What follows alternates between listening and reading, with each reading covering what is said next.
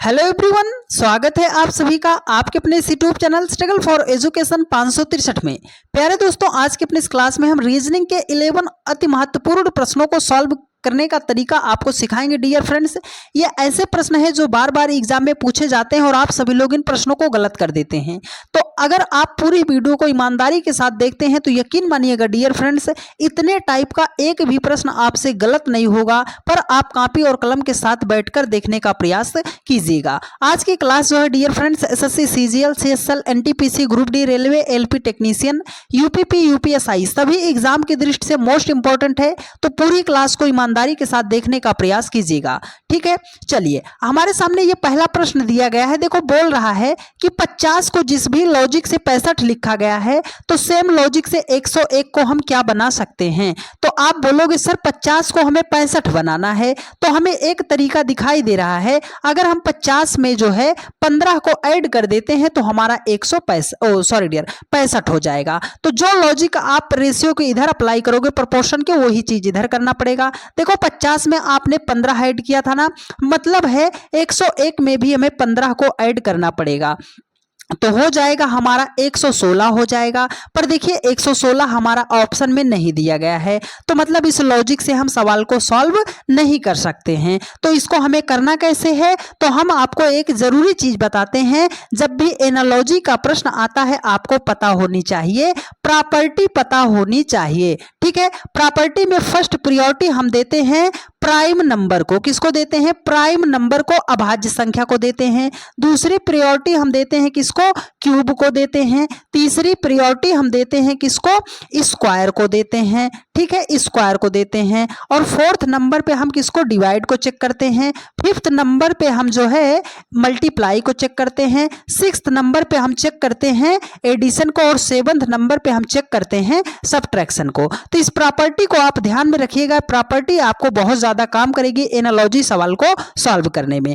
देखो, 50, 65, 101, 50 हमारा prime number नहीं है तो प्राइम नंबर का लॉजिक हम नहीं लगाएंगे। क्यूब चेक करते हैं, 50 का स्क्वायर करेंगे सर बहुत ज्यादा हो जाएगा, 2500 हो जाएगा, तो 2500 से 65 तो हम नहीं बना सकते हैं। और 50 के आसपास कोई संख्या का क्यूब भी नहीं क्यूब भी नहीं मिल रहा है। तो अब की बार हमें क्या चेक करना पड़ेगा? स्क्वायर चेक करना पड़ेगा। देखो, 50 के आसपास कोई संख्या का स्क्वायर है, आप बोलोगे हाँ सर। अगर हम 7 का स्क्वायर करते हैं 49 हो जाएगा। 50 बनाना है तो उसमें प्लस 1 कर देंगे तो हमारा 50 हो जाएगा। बात समझ आई? तो यहाँ पर 65 लिखा गया है, तो 65 के आसपास स्क्वायर, 8 का स्क्वायर करेंगे 64, उसमें 1 जोड़ देंगे तो हमारा 65 हो जाएगा। तो 101 के आसपास स्क्वायर है, हाँ सर, 10 का स्क्वायर करेंगे तो 100, और उसमें 1 जोड़ देंगे तो 101 हो जाएगा। लॉजिक बड़ी संख्या से नहीं खोजना, लॉजिक यहां से देखो 7 था तो 7 के बाद 8 वाली संख्या का स्क्वायर करके 1 ऐड किया है। तो अब की बार यहां पर क्या है? 10 है, तो 10 के बाद कौन सी संख्या आती है सर? 11 आती है। तो 11 का स्क्वायर करेंगे और उसमें हम 1 जोड़ेंगे। 11 का स्क्वायर कितना होता है? 121 हो जाएगा। उसमें 1 ऐड करेंगे तो हो जाएगा हमारा 122 हो जाएगा। इस क्वेश्चन मार्क के स्थान पर 122 होगा। ऑप्शन नंबर सी आपका राइट आंसर हो जाएगा। उम्मीद करते हैं मेरे हर एक भाई बहन ने बहुत ही शिद्दत से इस प्रश्न को और पूरे कॉन्सेप्ट को सीखने समझने का प्रयास किया होगा। पूरी क्लास आप देख कर जाइएगा, इससे ज्यादा बेहतरीन आपको कॉन्सेप्चुअल और शॉर्ट मेथड से कोई भी नहीं बताएगा। तो पूरी क्लास को ईमानदारी के साथ देखिएगा। देखो, अगले प्रश्न पर चलते हैं। देखो, अगला प्रश्न है ये जीके जीएस बेस्ड जो है एनालॉजी का प्रश्न है, एकदम सिंपल सा। देखो, बोल रहा है कि लेखक का जो रिलेशन कलम के साथ है, दर्जी का रिलेशन क्या होगा। भाई साहब, जो लेखक होता है वो अपनी लेखनी किससे करता है? लेखक का आप समझो मेन हथियार जो होता है वो क्या होता है सर? कलम होता है। कलम से ही लेखक क्या करता है? कोई चीज को लिखता है। तो दर्जी है, तो दर्जी का मेन हथियार क्या होता है? मेन औजार क्या होता है सर? उसके पास सुई होना चाहिए, है ना। जब सुई ही नहीं रहेगी तो दर्जी कपड़ा कैसे बनाएगा, है ना। तो दर्जी का जो मेन हथियार होता है, मेन औजार होता है, वो क्या होता है? सुई होता है। ऑप्शन ए राइट आंसर हो जाएगा। चलिए अगले प्रश्न पर चलते हैं। देखो, ये प्रश्न है आपका, इसको कैसे सॉल्व करोगे, है ना। ये आपका प्रश्न है सीरीज का, कैसे इसे सॉल्व करोगे, लेटर सीरीज का। तो जब भी आपके सामने ऐसा प्रश्न आता है आपको सिंपली याद रखना है, काउंट करना है। कैसे काउंट करेंगे, इस डार्ट को भी साथ में काउंट करना। देखो 1 2 3 4 5 6 7 8 9 10 11 12 13 14 15, इसमें टोटल कितने लेटर आपको दिखाई दे रहे हैं सर, 15 दिखाई दे रहे हैं। अब इसको हमें क्या करना है, इस 15 का छोटा से छोटा ऐसा पेयर बनाओ कि छोटा छोटा ऐसा खंड बनाओ कि जिससे हमें आसानी पड़ जाए। तो हमने कहा सर इसको कर सकते हैं 3 × 5, है ना, 3 पंजे 15 तो कर ही सकते हैं, 3 पंजे 15 कर सकते हैं। अब या तो हम 3 का पेयर बना सकते हैं या तो हम 5 का पेयर बना सकते हैं। तो अब 3 का पेयर बनाएंगे कि 5 का पेयर बनाएंगे। देखो यहाँ पर लेटर है, सी है, आर है ना, सी है, आर है, यहाँ पर आर है, ए है। तो कितने लेटर, एक सी दिखाई दिया, एक ए दिखाई दिया, एक आर दिखाई दिया, 3 लेटर दिखाई दिए ना। तो जितना लेटर दिखाई दे रहा है उतने लेटर का हम सिंपली करते हैं पेयर। चलो 3 3 का पेयर बनाते हैं, 3 3, उसके बाद 3, फिर हो गया आपका 3 हो जाएगा, है ना, 3 हो गया, 3 हो गया। तो सी आर है, कौन सा लेटर मिस हुआ है सर, ए मिस हुआ है। कार हो गया, कार हो गया, सी यहाँ पे होगा, कार हो जाएगा, सी ए आर हो जाएगा, सी ए आर हो जाएगा। तो हमने फिलअप किसको किया, double A double C double R को हमने फिलअप किया है। Double A double C double R कहाँ पे है, ऑप्शन नंबर ए में दिया गया है, करेक्ट आंसर हो जाएगा। उम्मीद करते हैं आपने चीज़ों को सीखने का प्रयास किया होगा। अब कभी भी इस तरीके का प्रश्न आता है तो आप गलत मत कीजिएगा। चलिए अगले प्रश्न पर चलते हैं। देखो भाई साहब, ये रहा कैलेंडर का प्रश्न, है ना, बहुत ज़्यादा आप परेशान करता है आप सभी लोगों को। देखो बोल रहा है कि वर्ष 1960 का कैलेंडर कब दोहराया जाएगा। मतलब अगर 1960 का कैलेंडर जो है वह सेम, एकदम सेम कैलेंडर कितने वर्ष के बाद दोहराया जाएगा। तो देखो जब भी आपके सामने ऐसा प्रश्न आता है आपको हम चीजें बता रहे हैं। देखो 1960 बोल रहा है ना, तो आपको इसमें इसको जो है ये चेक करना है कि लीप वर्ष है या साधारण वर्ष है। तो हमने 60 को पकड़ा और इसे हम 4 से डिवाइड कर दिए। 4 से क्यों सर, क्योंकि आपको क्या करना है, लीप वर्ष जो होता है 4 वर्ष में दोहराता है, तो 4 से डिवाइड करते हैं। तो अगर हम इसे कट करते हैं तो 15 चौके कितना हो जाएगा, 60 हो जाएगा। रिमाइंडर आपका कितना आएगा, 0 आएगा। अगर रिमाइंडर आपका 0 आता है, शेषफल आपका 0 आता है, इसका मतलब है 1960 जो है ये क्या है, लीप वर्ष है। ठीक है तो हमें कैसे करना पड़ेगा, देखो अगर लीप वर्ष आएगा तो हमारा रिमाइंडर कितना आ जाएगा, 0 आ जाएगा। तो सर यहाँ पर शेषफल जो है वो लीप वर्ष में 1 भी तो आ सकता है ना, लीप वर्ष के स्थान पर ये रिमाइंडर 1 भी तो आ सकता है। लीप वर्ष ना होके रिमाइंडर 2 भी आ सकता है। लीप वर्ष ना होके रिमाइंडर जो है 3 भी तो आ सकता है ना। आप बोलोगे सर 4 भी आ सकता है, इसके स्थान पर 4 आएगा तो पुनः कट जाएगा, तो मतलब 0 1 2 3 बचेगा, है ना। अगर 0 बच रहा है मतलब पूरा पूरा कट जाएगा। जब पूरा पूरा कटेगा तो हमें 28 वर्ष जो है उसमें ऐड करना पड़ेगा, जो यहाँ पर दिया रहेगा। अगर 1 बच रहा है तो कितना ऐड करेंगे, हमें ऐड करना पड़ेगा 6 ऐड करना पड़ेगा। अगर देखो जैसे यहाँ पर रिमाइंडर 1 बचता तो 1960 है उसमें 6 जोड़ देते, 1966 में जो है कैलेंडर दोहराया जाता। अगर 2 बच रहा है तो 11 ऐड करना पड़ेगा, 3 बच रहा है फिर भी 11 ऐड करना पड़ेगा। तो यहाँ पर रिमाइंडर तो 0 आया है, मतलब हमें 28 ऐड करना पड़ेगा। तो 1960 में अगर हम 28 वर्ष को ऐड करेंगे तो ये हो जाएगा हमारा 1988 हो जाएगा। मतलब 1960 का कैलेंडर कितने वर्षों के बाद दोहराया जाएगा, 1988 में दोहराया जाएगा। ऑप्शन नंबर सी में दिया गया है और यही हो जाएगा इस प्रश्न का राइट आंसर। ठीक है, तो पूरा कॉन्सेप्ट हमने यहां पर खोल कर रख दिया। भाई साहब स्क्रीनशॉट लेते रहिएगा, जितने टाइप का सवाल बन सकता है हर वो टाइप कवर करेंगे, बस आपको ध्यानपूर्वक सीखते हुए चलना है। देखो भाई साहब ब्लड रिलेशन का प्रश्न है ना, इशारों वाला प्रश्न ही आपको सबसे ज्यादा गलत करता है, फंसाता है, लेकिन आज के बाद नहीं फंसाएगा। क्यों सर, क्योंकि आप पढ़ रहे हो ना भाई साहब प्रेम सागर जी से, है ना, रीजनिंग हमसे पढ़ रहे हो, तो बिल्कुल भी घबराने की जरूरत नहीं है। देखो बोल रहा है कि एक लड़के की ओर संकेत करते हुए प्रिया ने कहा, है ना, वह जो है मेरे दादा के इकलौते पुत्र का पुत्र है। अब इसको करना कैसे, देखो इसमें जो है एक लड़के की ओर इशारा करते हुए प्रिया ने कहा, इसका जो मेन मालिक है, जो मेन करता धरता है कौन है, प्रिया है। तो चलो सर, हमने प्रिया को पकड़ा। प्रिया जो है किसी तस्वीर की ओर इशारा करते हुए बोल रही है कि वह मेरे दादा, मतलब प्रिया के दादा कब होंगे सर? प्रिया के पापा होंगे, और प्रिया के पापा के जो पापा होंगे वो क्या हो जाएंगे? दादा हो जाएंगे। वह मेरे दादा के इकलौते पुत्र का पुत्र है, मतलब ये मेरे दादा हो गए, ये उनके मेरे दादा के बेटे मतलब मेरे पिता हो गए। मेरे पिता का ये क्या है? इकलौता पुत्र है। तो अब इसको अपने रिलेशन पे ले चलो सर, ये हम है, ये हमारे पिताजी हैं, ये हमारे पिताजी का बेटा, मतलब हमारा क्या हो जाएगा? भाई हो जाएगा। तो वह लड़का जो है प्रिया से कैसे संबंधित है? तो ये जो तस्वीर वाला लड़का है प्रिया का क्या लगेगा भाई साहब? भाई लगेगा। प्रिया का क्या लगेगा? भाई लगेगा। भाई जो है ऑप्शन नंबर सी में दिया गया है, राइट आंसर हो जाएगा इस प्रश्न का। ठीक है, चलो अगले प्रश्न पर चलते हैं। देखो अगला प्रश्न आपके सामने है। इस टाइप का प्रश्न आपने बहुत ज्यादा गलत किया है। यह सवाल है किसका है? क्लॉक का है, घड़ी का सवाल है। देखो बोल रहा है कि 5 व 7 बजे के बीच 70 डिग्री का कोण दूसरी बार कब बनेगा? तो ये आपको नोट करने वाला पॉइंट है। जब भी आपके सामने ऐसा कोई क्लॉक का क्वेश्चन आता है, वहां पर चाहे जो एंगल दिया, अगर वो दूसरी बार बोल रहा है, इस बात को नोट कीजिएगा, अगर वो दूसरी बार बोल रहा है तो आपको कैसे निकालना पड़ेगा? देखो जब भी आपको एंगल फाइंड आउट करना हो, टाइम आपको फाइंड आउट करना हो, तो आप कैसे निकालोगे? फार्मूला याद रखिएगा, एक 2 बटा आपको करना है 11, एंगल 1 कर लीजिएगा, प्लस माइनस एंगल 2 कर लीजिएगा। देखो ये जो दिया जाएगा यहां पर, ये एंगल 2 दिया जाता है। क्या दिया जाएगा? ये एंगल 2 दिया जाएगा। तो एंगल 1 हम कैसे निकालते हैं? तो आप हमारी बात समझो, ये आपके सामने एक गोला है, ये गोला क्या है? घड़ी है ना?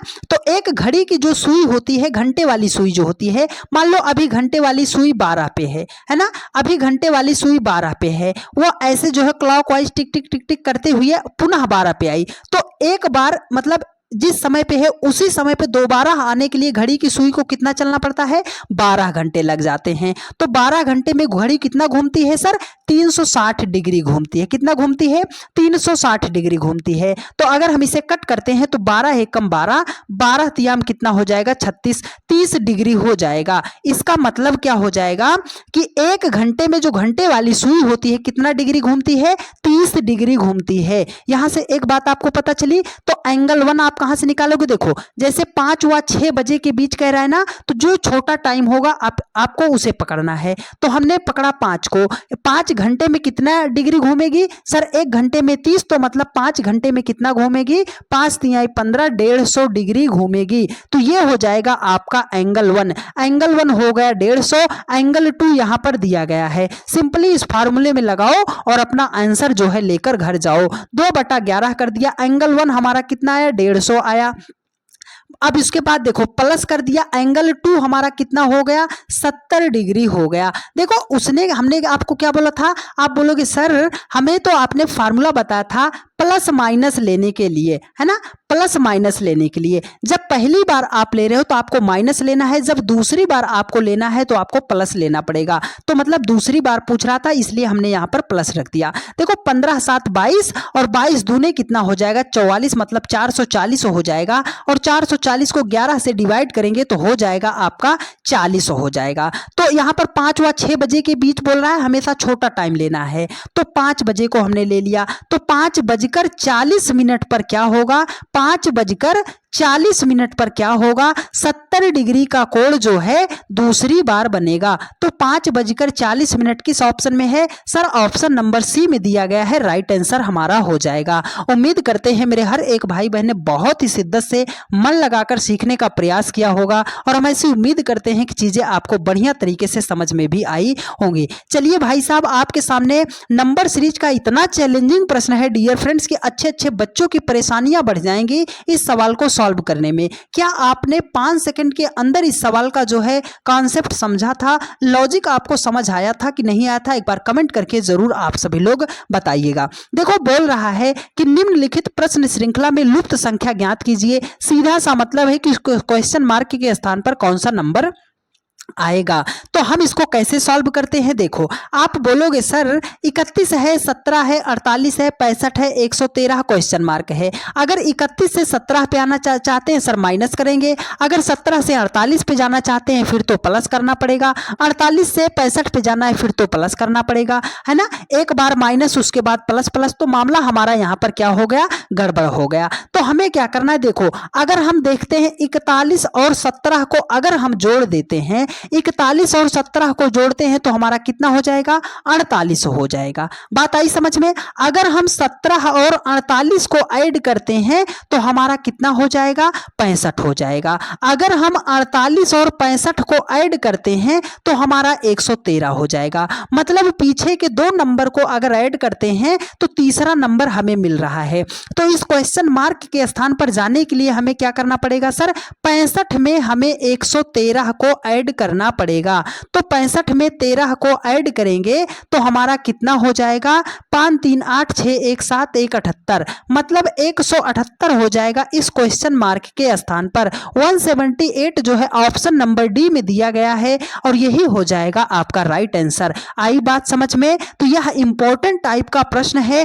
अगर ऐसा प्रश्न आता है तो मेरे बहुत सारे भाई बहन गलत कर देते हैं। तो इस प्रश्न का स्क्रीनशॉट आप जरूर लेकर रखिएगा जिससे भविष्य में इस टाइप का प्रश्न आपका गलत ना हो। चलिए अगले प्रश्न पर चलते हैं। देखो भाई साहब, ये भी आपका जो है डायरेक्शन टेस्ट का प्रश्न है। आप इस सवाल को गलत कर देते हो तो 1 मिनट में आपको कॉन्सेप्ट सिखाएंगे और 10 सेकंड में आपको सवाल को सॉल्व करने का तरीका सिखाएंगे। ध्यान से समझिएगा। आपके सामने ये मान लो एक घड़ी है, तो घड़ी जो होती है राइट साइड से ऐसे लेफ्ट साइड होते हुए चलती है। तो जब राइट साइड से ऐसे लेफ्ट साइड होते हुए चलती है तो इसे हम बोलते हैं क्लॉकवाइज बोलते हैं। क्या बोलते हैं, क्लॉकवाइज बोलते हैं। क्लॉकवाइज को हिंदी में बोलते हैं दक्षिणावर्त बोलते हैं। क्या बोलते हैं, दक्षिणावर्त बोलते हैं या घड़ी की दिशा में बोलते हैं। मेरी बात सुनना, घड़ी की दिशा में बोलते हैं। 3 नामों से इसे जानते हैं। अगर क्लॉकवाइज बोलेगा या दक्षिणावर्त बोलेगा या घड़ी की दिशा में बोलेगा तो उसे हमें प्लस साइन से दर्शाना है। ठीक है। अब मान लो घड़ी जो है विपरीत चलने लगी, है ना, उल्टे दिशा में चलने लगी, तो उसे हम क्या बोलते हैं, एंटी क्लॉकवाइज बोलते हैं या उसे हम हिंदी में बोलते हैं वामावर्त बोलते हैं या घड़ी की विपरीत दिशा में बोलते हैं। अगर एंटी क्लॉकवाइज वामावर्त घड़ी की विपरीत दिशा में बोलेगा तो उसे हम माइनस साइन से दर्शाएंगे। इतनी बात समझ आई। यही कॉन्सेप्ट था डियर फ्रेंड सवाल को सॉल्व करने का। इसको सॉल्व करने के 2 तरीके होते हैं, एक बेसिक मेथड होता है, एक आपकी शॉर्ट ट्रिक्स होती है। तो हम डायरेक्ट सवाल को शॉर्ट ट्रिक से बता रहे हैं, समझने का प्रयास कीजिएगा। इतने का स्क्रीनशॉट ले लीजिएगा, आपको फायदा होगा। ठीक है। चलो देखो, सवाल कह रहा है कि ऋतु जो है उत्तर की ओर, उत्तर दिशा की ओर देख रही है। वह दक्षिणावर्त दिशा में एक 90 डिग्री घूमती है। दक्षिणावर्त का मतलब हमने क्या बताया था, प्लस ले लीजिएगा। कितना डिग्री सर, 90 डिग्री घूमती है। फिर वह दक्षिणावर्त, दक्षिणावर्त का मतलब प्लस ले लीजिएगा, 135 डिग्री कर लीजिएगा। और फिर वह वामावर्त 270 डिग्री घूमती है। वामावर्त का मतलब माइनस कर दीजिएगा, 270 डिग्री कर दीजिएगा। जो दक्षिणावर्त है उसको ऐड कर लो, जो वामा है उसको माइनस कर दो। अगर हम इसे ऐड करेंगे भाई साहब तो ये हो जाएगा हमारा कितना, देखो ये हो जाएगा हमारा 5 9 3 12, है ना, 9 3 12 के 2 और 1 1 हो जाएगा आपका कितना, 225 हो जाएगा। कितना हो जाएगा, 225 डिग्री हो जाएगा प्लस में। यहाँ पर कितना है, 270 डिग्री माइनस में है। तो इसको हम हल करेंगे तो हमें कितना मिलेगा, अगर 270 में 270 से 225 को माइनस करेंगे भाई साहब कितना हो जाएगा, 45 डिग्री हो जाएगा। देखो 225 बड़ा कि 270 बड़ा, आप बोलोगे सर 270 बड़ा। 270 बड़ा तो 270 के सामने जो चिन्ह लगा है वो लग जाएगा। यहाँ पे माइनस आ गया। इस माइनस का मतलब है दक्षिणावर्त, है ना, ओ सॉरी डियर, इस माइनस का मतलब है वामावर्त, एंटी क्लॉकवाइज, है ना, एंटी क्लॉकवाइज होगा, वामावर्त होगा। इतनी बात आपको पता है। देखो हमने यहाँ पर आपके सामने बनाया ग्राफ। देखो ऋतु जो है उत्तर की ओर देख रही थी। उत्तर की ओर देखने का मतलब है कि ये ऊपर की तरफ देख रही थी। 45 डिग्री उसे बाएं तरफ घुमाना है घड़ी की विपरीत दिशा में। तो अगर यहाँ तक आती यहाँ तक, क्योंकि दो दिशाओं के बीच जो होता है 90 डिग्री का एंगल बनता है, लेकिन वो 45 डिग्री आएगी, मतलब यहीं बीच में वो फंस जाएगी। ये दिशा कौन सी होती है? पश्चिम होती है। ना तो वो उत्तर में है ना तो वो पश्चिम में है, वो है उत्तर और पश्चिम के बीच में। तो इस दिशा को हम क्या बोलते हैं? उत्तर पश्चिम बोलते हैं। तो उत्तर पश्चिम ऑप्शन नंबर सी में दिया गया है, राइट आंसर हो जाएगा इस प्रश्न का। उम्मीद करते हैं मेरे हर एक भाई बहन ने बहुत ही शिद्दत से पूरे के पूरे कॉन्सेप्ट को सीखने समझने का प्रयास किया होगा, और हम ऐसी उम्मीद करते हैं कि चीज़ें आपको प्रॉपर वे में समझ में भी आई होंगी। ठीक है, चलिए, यदि आपको मेरी सारी बातें समझ में आई और आप चैनल पर नए हैं तो फटाफट एक बार वीडियो को शेयर कर दीजिए अपने सभी दोस्तों के पास, और चैनल को सब्सक्राइब करके और लाइक कर दीजिएगा वीडियो को। ठीक है, चलिए, आपके सामने अगला प्रश्न है भाई साहब, सिटिंग अरेंजमेंट का है। सिटिंग अरेंजमेंट का प्रश्न है। सबसे ज्यादा इस टॉपिक को आप समय लेते हो सॉल्व करने में, आप इसको जो है 2-2, 3-3 मिनट लगा देते हो बैठाने में। यकीन मानिएगा, इसी एक सवाल से पूरा चैप्टर आपकी जुबान पर रटा देंगे भाई साहब। आप विदिन सेकंड में, आप 10 से 15 सेकंड में इन सवालों का जवाब दे पाओगे। पर मेरी बात को आप ध्यान से समझिएगा। देखो, बोल रहा है कि 6 लोग हैं, राज, श्रुति, प्रिया, मोहन, अजीत और गीत, एक वृत्ताकार मेज के चारों ओर अंदर की ओर मुख करके बैठे हैं। कितने लोग हैं? 6 लोग हैं। चलो सर, हमने बनाया। कितने लोग हैं? 6 लोग हैं। तो हमने बनाया भाई साहब, 4 हो गए, 2 6 हो गए। सभी लोग जो है अंदर की तरफ मुख करके बैठे हैं, मतलब सभी लोग अंदर की तरफ मुख करके बातें कर रहे हैं। एक फिगर पर आपको काम नहीं करना, फिगर बनाना है 2। चलो सर, हमने 2 फिगर बना लिया, यहां तक हमने बात समझ आई। देखो, कह रहा है कि मोहन जो है प्रिया के दाईं ओर से दूसरे स्थान पर बैठा है। ये जो मोहन है ना, ये प्रिया के दाईं ओर से दूसरे स्थान पर, ये पॉइंट याद रखिएगा, यहीं से व्यक्ति को बैठाइएगा। तो हमने यहां पर किसको बैठा दिया सर? मोहन को बिठा दिया। हमने यहां पर किसको बिठा दिया? मोहन को बिठा दिया। ये जो मोहन है ना, प्रिया के दाईं ओर से दूसरे स्थान पर, तो अगर हम प्रिया को यहां पे सेट करते हैं, बैठाते हैं, तो प्रिया के दाहिनी ओर से पहला स्थान, दूसरा स्थान, दाईं ओर से दूसरे स्थान पर है। सर, हमने यहां पे बिठा दिया, तो प्रिया के दाहिनी ओर से दूसरे स्थान पर कौन बैठ गया? मोहन बैठ गया। देखो, और प्रिया राज के बाईं ओर से तीसरे स्थान पर बैठी है। राज जो है, प्रिया जो है राज के बाईं ओर से, तो अगर राज को हम यहां पे रखते हैं सर, राज को यहां पे रखते हैं, तो फिर हमारा क्या हो जाएगा? पहला, दूसरा, तीसरा, राज की ये दाईं ओर से हो जाएगी, है ना, राज के ये दाईं ओर से तीसरे स्थान पर हो जाएगी। और अगर हमने यहां पर रखा, अब ये पहला, दूसरा, तीसरा, देखो, राज के बाईं ओर से तीसरे स्थान पर आ गई, पहला, दूसरा, तीसरा, तो हमने राज को यहां पे रख दिया, तो पहला, दूसरा, तीसरे स्थान पर हो गई। देखो, बोल रहा है अजीत जो है, अजीत मोहन के दाईं ओर से दूसरे स्थान पर बैठा है। मोहन के दाईं ओर से दूसरे स्थान पर, मोहन का दायां इस साइड जाएगा, पहला स्थान, दूसरा स्थान, कौन बैठेगा यहां पे? अजीत बैठेगा, अजीत। तो अजीत यहां पे आ गया। आगे चलो, और गीत जो है मोहन के बगल में नहीं बैठी है।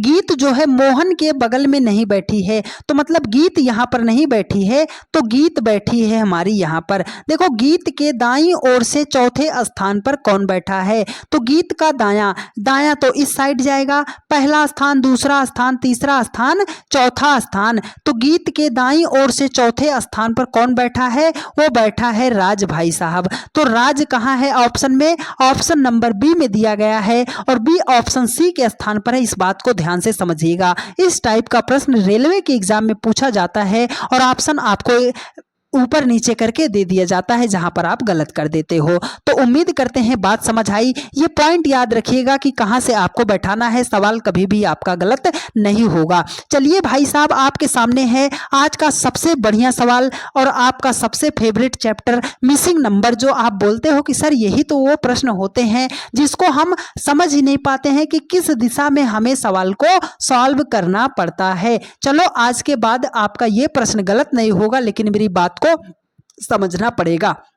देखो, जब भी आपके सामने ऐसा वर्ग में मिसिंग नंबर का क्वेश्चन आता है, कैसे सॉल्व करोगे? पॉइंट नोट कीजिएगा, कॉन्सेप्ट नोट कीजिएगा, सवाल फर आपसे बन जाएंगे भाई साहब। हाँ, कैसे बनेंगे? फर बनेंगे, यूं सेकंडों में बनेंगे। देखो, पहला पॉइंट आपको नोट करना है कि जिधर आपको सबसे बड़ी बड़ी संख्या दिखाई दे, उसी दिशा में मुंह उठा के चल पड़ना कि सर उसी दिशा में सवाल को सॉल्व करना है। तो सबसे बड़ी संख्या कहां दिखाई दे रही है सर? 407, 520, 756। नीचे की की तरफ, नीचे की तरफ बड़ी दिखाई दे रही है, इसका मतलब हमें सवाल को ऊपर से नीचे की तरफ सॉल्व करना पड़ेगा। अब दूसरा पॉइंट याद रखिएगा कि अगर छोटी छोटी संख्या से बड़ी संख्या आपको बनानी पड़ रही है तो तीन चीजें करेंगे, गुणा कर सकते हैं, स्क्वायर कर सकते हैं, क्यूब कर सकते हैं। देखो जैसे 7 और 4 से हमें 407 बनाना है, बहुत छोटी छोटी संख्या से बहुत बड़ी संख्या बनाना है तो मल्टीप्लाई करेंगे तो काम नहीं बनेगा, स्क्वायर करेंगे काम नहीं बनेगा, तो क्यूब करना पड़ेगा। ठीक है, तीसरा पॉइंट याद रखिएगा,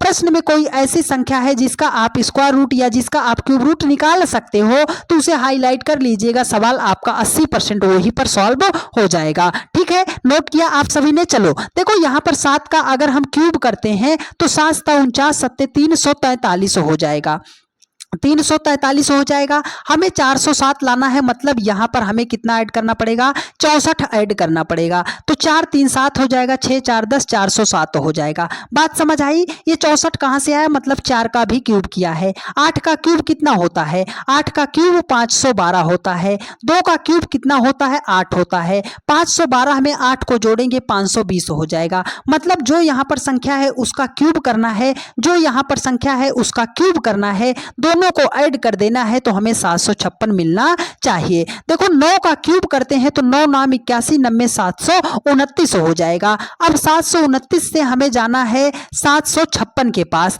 तो इसमें अगर हम 27 को ऐड करते हैं तो हो जाएगा हमारा कितना हो जाएगा, 756 हो जाएगा। तो ये 27 है, यहाँ पर 27 लिखेंगे नहीं सर, 27 किसका क्यूब होता है, 3 का क्यूब कर देंगे तो हमारा 27 हो जाएगा। तो इस क्वेश्चन मार्क के स्थान पर 3 होगा, 3 ऑप्शन नंबर डी में दिया गया है, राइट आंसर हो जाएगा इस प्रश्न का। बात आई समझ में आपको, बढ़िया तरीके से समझ आई? जाइएगा किताब उठाइएगा, मेरा रूल अप्लाई कीजिएगा, सवाल आपसे बनेंगे। ठीक है, चलिए अगले प्रश्न पर चलते हैं। देखो अगला प्रश्न भाई साहब, ये प्रश्न है आपका सैलोलिज्म का है, न्याय निगमन का प्रश्न है। थोड़ा सा कॉन्सेप्ट याद रखिए, सवाल आपसे बन जाएगा। देखो हमने आपके सामने 2 गोले बनाए, एक छोटा गोला, एक इसके बाहर गोला, एक ऐसे गोला बना दिया, एक यहाँ पे बना दिया। इस नीचे वाले गोले का नाम लिखा बी, इस ए लिखा, इस बड़े वाले गोले का बी, इसका नाम सी और इसका नाम डी लिख दिया। देखो आप रिलेशन किससे बता सकते हो, सर जो हमारे टच में होगा उसी को हम रिलेशन में ला सकते हैं, नहीं तो हम रिलेशन नहीं ला सकते। हम पूछ रहे हैं ए बी सी का क्या कोई रिलेशन डी के साथ है, जब गोला टच में नहीं है तो रिलेशन नहीं है। हमने कहा क्या ए का रिलेशन बी के साथ है, आप बोलोगे जाहिर सी बात है सर ए जो है बी के अंदर है, मतलब रिलेशन होगा। तो मेरी बात सुनो, अगर अंदर से बाहर की तरफ जाना, देखो अगर हम कह रहे हैं कि सभी ए, ये जितना भी ए है क्या वो बी है, हाँ सर अंदर से बाहर की तरफ जा रहे हैं तो वहां पर रिलेशन होगा सभी का, तो वो बात सही हो जाएगी। जस्ट अपोजिट चलते हैं, क्या सभी बी ए हैं, तो बी तो बाहर है ए अंदर है, तो बाहर से अंदर की तरफ जाएंगे तो वहां पर कुछ का रिलेशन होगा। तो अगर बाहर से अंदर की तरफ जाएंगे कुछ का रिलेशन तो सही हो जाएगा। लेकिन अगर हम आपसे बोले कि सभी बी ए हैं तो गलत हो जाएगा। हम आपसे पूछें क्या कुछ ए जो है सी है, तो आप बोलोगे सर ए का गोला यहां तक, सी का गोला यहां तक, ए और सी का गोला टच में नहीं है तो ए और सी के साथ हम रिलेशन नहीं बता सकते। अगर हम पूछ रहे हैं क्या कुछ बी जो है वो सी है, तो आप बोलोगे सर बी का गोला यहां तक, सी का गोला यहां तक, हाँ हाँ सर टचिंग में है, तो कुछ बी सी है, ये बात सही हो जाएगी। कॉन्सेप्ट आपने समझा? चलो इस सवाल को बनाते हैं। देखो बोल रहा है कुछ पंपलेट जो है कापियां हैं। हमने कहा मान लो हमारे पास इतना पंपलेट था, इसमें से कुछ पंपलेट जो है वो कापियां हैं। ये भाई साहब पंपलेट था, ये हमारी कापी थी। देखो कह रहा है कि सभी कापियां रीडर हैं, कापियां तो हमारी यहाँ से हैं, ये जितनी भी कापियां हैं वो सब क्या है सर, रीडर हैं, रीडर। अच्छा सर सभी रीडर स्क्रॉल हैं, तो सर रीडर तो यहाँ तक था, सभी रीडर क्या है, स्क्रॉल हैं। हमने कहा स्क्रॉल हैं, ठीक है स्क्रॉल हैं। अब इसी के अकॉर्डिंग इसको आपको 100% सही मानना है, इसी के अकॉर्डिंग आपको निष्कर्ष बताना है। सभी पंपलेट स्क्रॉल हैं, सभी पंपलेट स्क्रॉल हैं, तो पंपलेट और स्क्रॉल का गोला हल्का सा टच है तो सभी का रिलेशन तो नहीं होगा, मतलब पहला ऑप्शन गलत हो जाएगा। देखो कह रहा है कि सभी कॉपियां स्क्रॉल हैं, सभी कॉपी यहाँ पर है, स्क्रॉल यहाँ पर है। हमने क्या बोला था, अंदर से बाहर की तरफ जाओगे तो सभी का रिलेशन होगा। देखो कॉपी से स्क्रॉल की तरफ जा रहे हैं तो ये बात आपकी सही हो जाएगी। कुछ रीडर कापियां हैं, सर रीडर बाहर है कापियां अंदर हैं, तो बाहर से अंदर की तरफ जा रहे हैं, तो थर्ड ऑप्शन भी हो जाएगा सही। देखो बोल रहा है कुछ स्क्रॉल जो है पंपलेट हैं, स्क्रॉल यहाँ पर है, पंपलेट यहाँ पर है, पंपलेट और स्क्रॉल का गोला हल्का सा टच में है, क्योंकि देखो पंपलेट यहाँ तक है, स्क्रॉल यहाँ तक है, हल्का टच में है, तो ये बात भी आपकी हो जाएगी सही। तो पहला गलत हो जाएगा, बाकी के सभी क्या हो जाएंगे, सही हो जाएंगे। उम्मीद करते हैं मेरे हर एक भाई बहन बहुत ही शिद्दत से मन लगाकर पूरी क्लास को ईमानदारी के साथ देखने का प्रयास किया होगा, और हम ऐसी उम्मीद करते हैं कि चीजें आपको समझ में भी आई होंगी। यदि आपको मेरी सारी बातें समझ में आई हैं और आप चैनल पर नए हैं, तो अपने इस भाई को सपोर्ट करने के लिए फटाफट आप सभी लोग चैनल को सब्सक्राइब कर लीजिए, वीडियो को अपने सभी दोस्तों के पास शेयर जरूर कर दीजिएगा। आप सभी लोगों की जानकारी के लिए बता दे भाई साहब, एसएसपी क्लासेस 563, एसएसपी क्लासेस 563 के नाम से प्ले स्टोर पर आपका ऐप लाइव है। एसएसपी क्लासेस 563 के नाम से प्ले स्टोर पर आपका ऐप लाइव है। कंप्लीट रीजनिंग को जीरो से लेकर एकदम टॉप लेवल तक सीखने के लिए आप सभी लोग जो है हमारे साथ जुड़िए प्रतिज्ञा बैच से। प्रतिज्ञा बैच की प्राइस है मात्र 299 रुपीज़, ठीक है। कंप्लीट बैच आज ये ऑफर का लास्ट डे है जिसमें आपकी क्लास प्रॉपर वे में चल रही है, तो प्रतिज्ञा बैच से आप सभी लोग 299 रुपीज़ में आप सभी लोग इनरोल हो जाइए। और एक ज़रूरी बात, आप सभी लोग हमें कमेंट बॉक्स में कमेंट करके ज़रूर बताइएगा कि आप सभी लोगों ने हमारी वीडियोज़ को कहाँ से तक पहुंचाया है, आप सभी लोग वीडियो को कहां से देख रहे हो, किस शहर, किस जिले, किस मोहल्ले, किस देश से देख रहे हो, आप सभी लोग कमेंट करके जरूर बताइएगा। और एक प्यारा सा कमेंट कर दीजिएगा हमारा मनोबल बढ़ाने के लिए कि आपको क्लास कैसी लगी है, क्या कंटेंट आपको पसंद आया है, पूरी जानकारी आपको समझ आई है कि नहीं आई है। डेली की रात 8:45 पर रीजनिंग की यह क्लास चलती है, तो जहां कहीं पर भी रहा कीजिए 8:45 पर आप जरूर जुड़ जाया कीजिए। ठीक है प्यारे दोस्त, मिलते हैं आप लोगों से नेक्स्ट वीडियो में। खुश रहिए, मस्त रहिए और बहुत अच्छे तरीके से पढ़ाई करते रहिए। धन्यवाद।